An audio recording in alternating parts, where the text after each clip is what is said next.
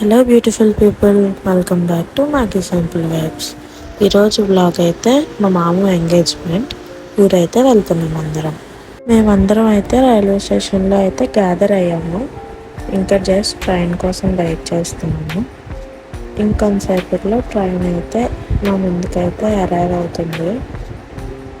చింటూగా అయితే just miss, train అయితే వచ్చేసింది. ఫైనల్లీ మేము ట్రైన్ ఎక్కేసాం.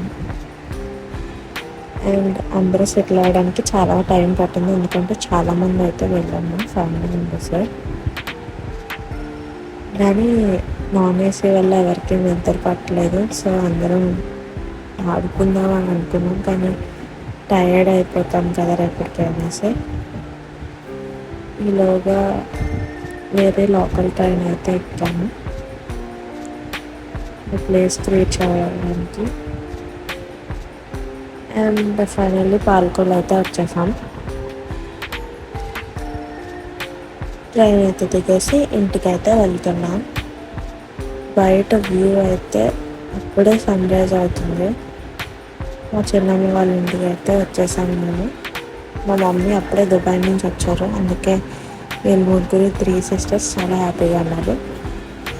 పాపం నిక్కి అయితే స్మైలీ దగ్గరికి వెళ్ళింది, లేపుతామని లేపింది, మళ్ళీ దుప్పటి మస్క్ వేసుకొని పడుకుంటుంది. మేమైతే రెడీ అయ్యేసి ఎంగేజ్మెంట్కి అయితే రెడీ అవుతాం. Finally we went to the engagement. And prayer అయితే చేస్తున్నారు పాస్టర్ గారు. ప్రేయర్ అయిపోయిన వెంటనే అందరం ఫ్రూట్స్ అండ్ తనకి ఇవ్వాల్సినవన్నీ, పెళ్లి కూతురికి ఇవ్వాల్సినవన్నీ పట్టుకొని వెళ్ళాలి. అండ్ మా మామని అయితే రెడీ చేసేసాం. మేమందరం పెళ్లి కూతురు రూమ్లో కూర్చున్నాము. And finally she is Deena, మామస్ వైఫ్. అందరం అయితే ఫంక్షన్ ప్లేస్కి అయితే అరేంజ్ అవుతున్నాము.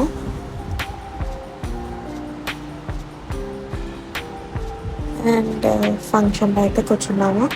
ఫంక్షన్ అయితే జస్ట్ స్టార్ట్ అయ్యింది. ఈలోపు లంచ్ టైం అయితే అయిపోయింది. అందరూ లంచ్ తినడానికి వెళ్ళాము. అండ్ విలేజ్ కదా, అందరూ బ్యాక్ సైడ్ నిల్చోవాలి. మీ అందరికీ కూడా తెలిసిందే. క్లాస్కి ఫంక్షన్ అయితే అయిపోయింది.